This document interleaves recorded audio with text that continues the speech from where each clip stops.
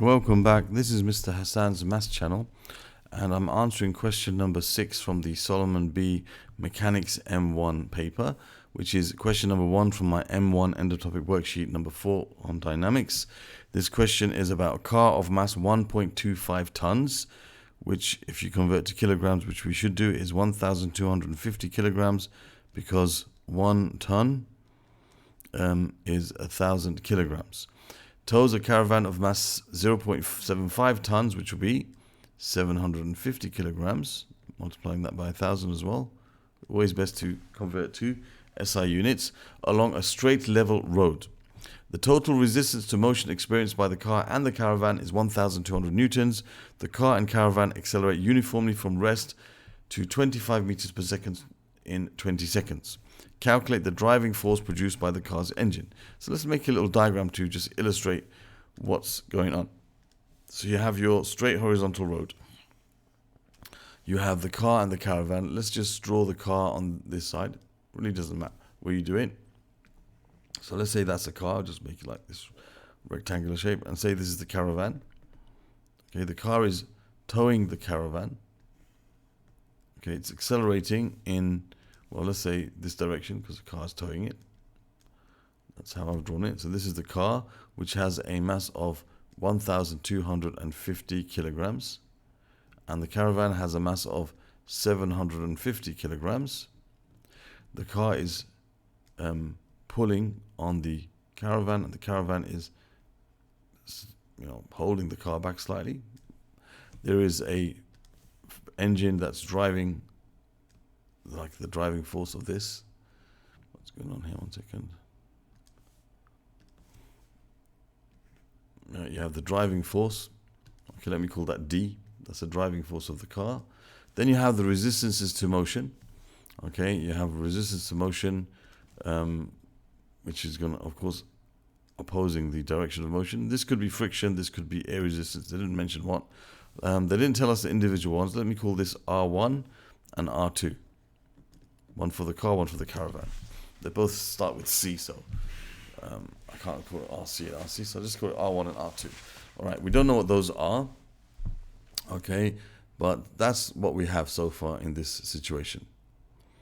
All right, now, what we can do is, because we don't have the individual resistances and we don't know what the tension is in the string, and this whole thing is moving in one straight line as one object, we could say, we could take it as one object. I could say, let's imagine this is just one object. Okay, the total mass being the sum of these two, which is basically 2,000 kilograms, if you add them together. And of course, this driving force will still be the same, D. The resistance to motion, we know, they've told us that the total resistance to motion is 1,200. We know from here that R1 plus R2 is 1,200 newtons.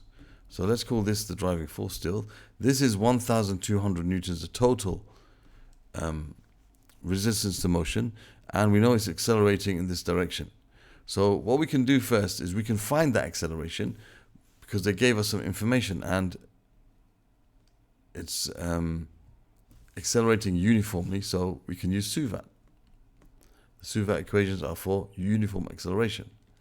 So what do we have? Well, we don't have S. We have U is 0 because it says it accelerates uniformly from rest. And so the initial velocity is 0 and the final velocity is 25 meters per second. And acceleration is what we want to find.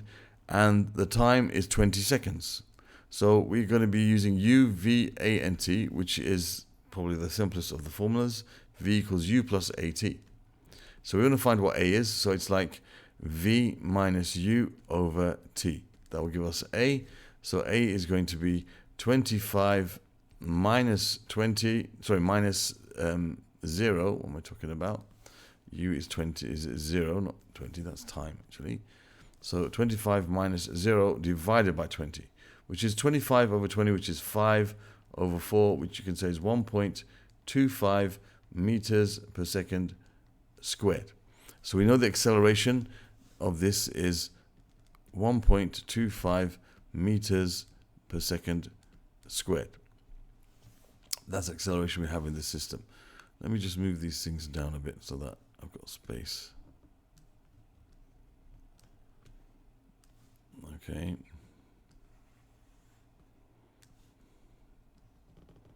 Just making a bit of space here. Make it a bit neater. Okay, so there we have the acceleration. Now we want to find the driving force. So now we can actually take or resolve the forces acting on this particle in the direction in which it's accelerating. We know that F equals ma. If we use F equals ma, the resultant force is mass times acceleration. The resultant force is the driving force minus the resistance to motion, and that's equal to the mass times the acceleration, which is 2000, times acceleration, which is 1.25. That's the resultant force is the mass times acceleration. So the resultant, the driving force, therefore, is going to be 2000 times 1.25 plus, so it's 2000 times 1.25, and you add to that 1200, and that's going to be the driving force, which is the answer to this first part of the question. We have 2000 multiplied by 1.25, add to that 1200, that gives you 3,700 newtons. 3,700 newtons is the driving force, okay, of this car. So we can say, yeah, that's fine. We can leave it as D, or I can write it here if I want. So the driving force produced, excuse my handwriting, by the car is 3,700 newtons. Okay, so there's the answer to part A. Then part B, it says, given that the resistance to motion experienced by the car and the caravan are in the same ratio as their masses, find these resistances and the tension in the tow bar. Okay, so what I'll do is I'll take this diagram. So I've taken this diagram.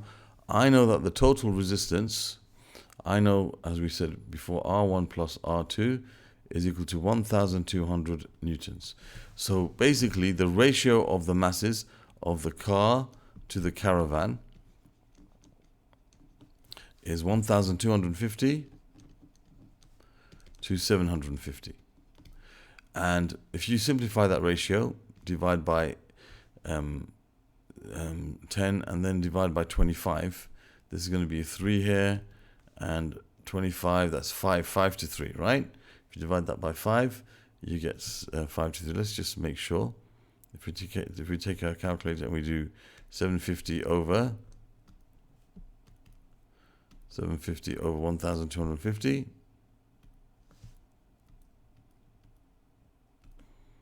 you get 3 over 5. That's right. Okay, so that's 5 to 3.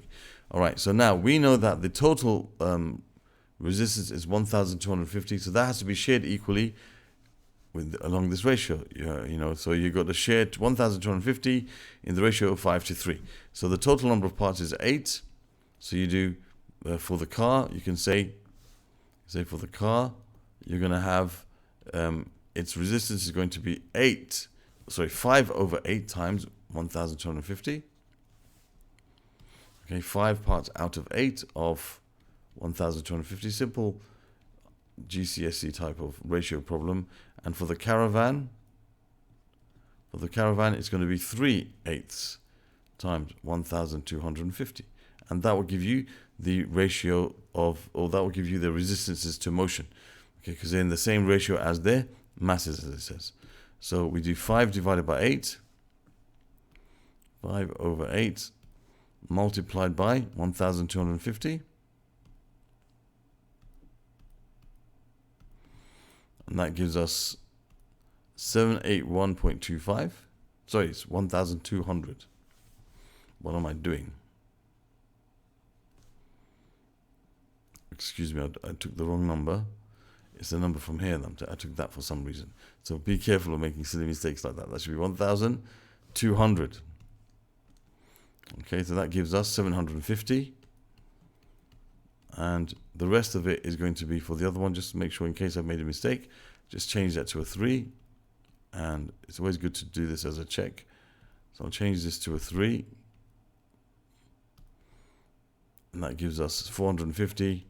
And just to make sure that you haven't made a mistake, you can add those together. That gives you 1,100 plus 100, 1,200. That's correct. Okay, just so that's the ratio of their resistances. So this is going to be this is for the car, which is 750 newtons, and this is for the caravan, which is 450 newtons. They are now in the same ratio, 5 to 3. 5 for the car and 3 for the caravan. So the resistance to the motions are now in the right ratio. Now we got to find the tension in the tow bar. Now to find the tension in the tow bar, we can consider, for example, just the caravan or just the car. All right. If I consider just the caravan, for example, I'll just consider this part of the diagram. Only the forces acting on the caravan on their own, okay, separately from the car, because then I can work out what the tension is, because then the tension is here. I could have also done the car. I could have just considered the forces acting on the car, but there's more forces acting there. It's not such a big deal, but it's something which just makes a bit more of a calculation. So if I consider only the caravan, okay, so we're going to consider the caravan. Consider only the caravan, nothing else. And see the forces acting on the caravan.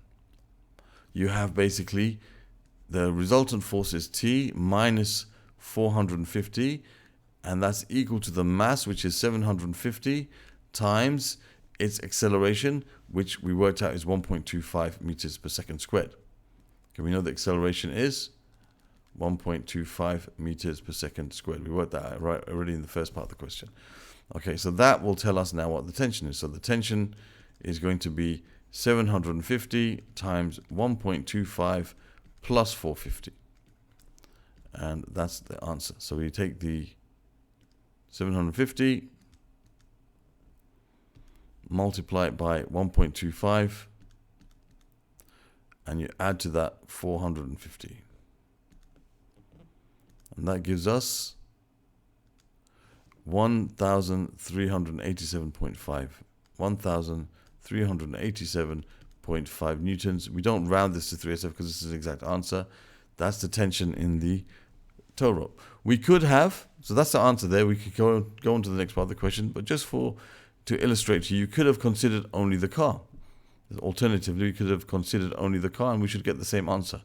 Consider only the car. If we did that, if we see the forces acting on the car, you've got D, which we know is, we know what it is, but let's put D minus T minus the resistance to motion 750 is equal to its mass, which is 1,250 times acceleration of 1.25. Now we already know what D is. We worked it out, 3,700. So this will be 3,700 minus the tension in the rope minus 750 is equal to, let's just work out that is 1,250. 1,250 multiplied by 1.25. That gives us 1562.5. 1562.5. Now, I want to find what T is. So if I rearrange this, both of these will be on that side. So let's work out what this is. 1,562.5 minus these two subtracted. So I've got 3,700 minus 750. That gives me 2,950.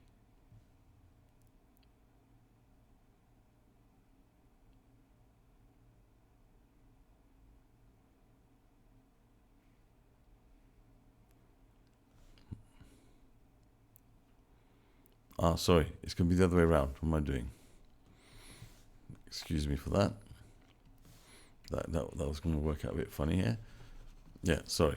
So if I was to rearrange this, I'll have 3,700 minus 750, which is 2,950. Okay, minus 1,562.5. That's going to give us a tension. So yeah, you got this value, and you got to take away from this 1,562.5. And that should give you exactly the same answer here. Okay, so t equals 1387.5. T equals 1387.5. Okay, so after a bit of a mix up there, that's fine. So you can see that both methods give you exactly the same answer. I would consider the caravan only if I was doing this, because there's less forces acting here, so you have less to consider. This is a bit more complicated, but as you can see, you get exactly the same answer whether you consider just the caravan or just the car. Okay, you get the same answer for the tension in the tow bar. Okay, so that's how you answer part B. So in this type of questions, connected particles, when you have them moving in the same straight line, you can take the whole thing as one particle with one acceleration, thereby ignoring the tension in the strings. Okay, and you can also take each particle separately from the whole system. They all have the same acceleration, so they're both will accelerate with that same acceleration, and then you can work out what the tension is, and you can choose any part of the object that you prefer. I chose the caravan first because I find that's there's less forces acting, so it makes the calculation just slightly easier, that's all. So there's the answer to part B. Now we're going to go on to part C.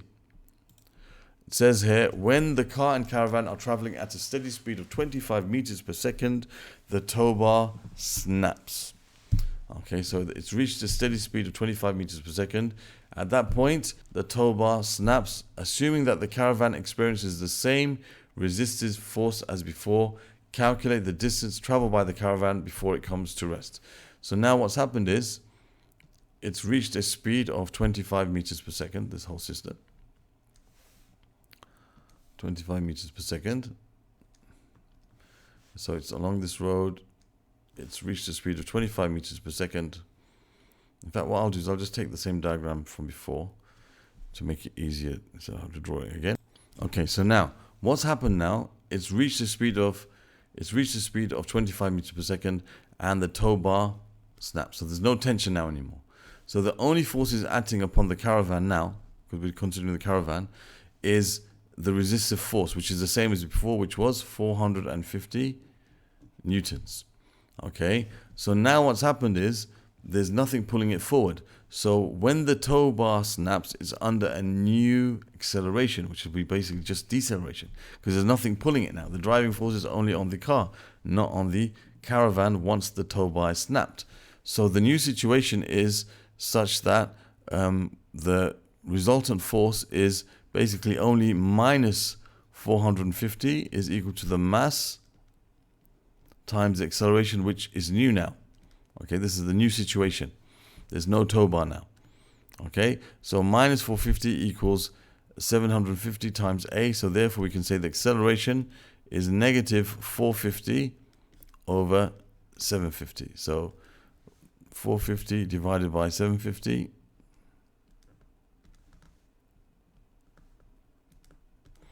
That gives us 3/5. So it's negative 0.6 meters per second squared. That's the new situation that it's under. We got to find we got to calculate the distance traveled before it comes to rest. So now you got a new situation with Suvat. Okay, it's going to decelerate to rest. So we want to find S. We know its speed is 25 meters per second. That's at the point when the rope broke. It was moving at 25 meters per second. Okay, when the rope broke, when the tow rope broke, whatever it says. Okay, tow bar. All right, so we want to find the time. We want to find the distance that it travels before it comes to rest. So when v equals 0, we know the acceleration is negative 0.6 meters per second squared, and we don't know the time. So we want to find S. We've got U, V, and A. So we can use the equation V squared equals U squared plus 2AS, and S is what we have to find. So you have V squared is 0, U squared is 25 squared, plus 2 times acceleration, which is negative 0.6 times S. So if you rearrange this, this is going to be 0 equals 625 minus 1.2 times S. So 1.2S equals 625. So S equals 625 divided by 1.2. So the distance it travels is going to be So you have 625 over 1.2, which gives you 520.83 recurring, so 520.8333. Now, it didn't tell us how to round it, so we're going to round to 3 significant figures, which is the instruction. So that's 521 meters. That's how far it travels to 3SF before it comes to rest. And that's part C. And that's the answer to that part. Now, part D is just a little bit of an explanation. Give a reason why your answer to C might be unrealistic. So if you imagine something like a caravan, when the tow bar snaps, okay, we're assuming that basically it's gonna just carry on moving in a straight line. Okay, so we could say that no, it may not continue in a straight line, for example. It might just swerve off the road. That's normally what happens when something like that occurs. All right, that's one thing that could happen. Also, we could say that, for example, when you have a caravan, it's normally got this tow thing. Maybe you got a wheel here. If the tow rope is gone, maybe it's going to basically kind of hit the ground like that. So this part is going to scrape against the ground. So you can say, the front of the caravan might drag along the road, depending on what type of caravan it is, I guess. So there's a few reasons why you could say, which mean, the drag along the road. Okay, so there'll be an additional resistance to motion then along the road, sorry. That will cause an additional kind of resistance. So in these cases, basically, the real answer may be less. The real distance, therefore, may be less. Is likely to be less, because we assume that it just carries on a straight line as before. Okay, something like that would be sufficient as your answer for part D. Okay, so there's the answer to this question. Question number, I think it was question number, which was it? Number 6 from the Solomon B paper, which is also question number 1 from end of topic worksheet on dynamics. Other questions from this particular paper of Solomon B can be found in the playlist that should be appearing in this region here. Other questions from this worksheet on dynamics, end of topic worksheet for my M1, can be found in this playlist. Other questions on dynamics in general can be found in the playlist that should appear here. And you can subscribe to my channel by clicking on that link at the end of the video. Thank you for watching and see you soon.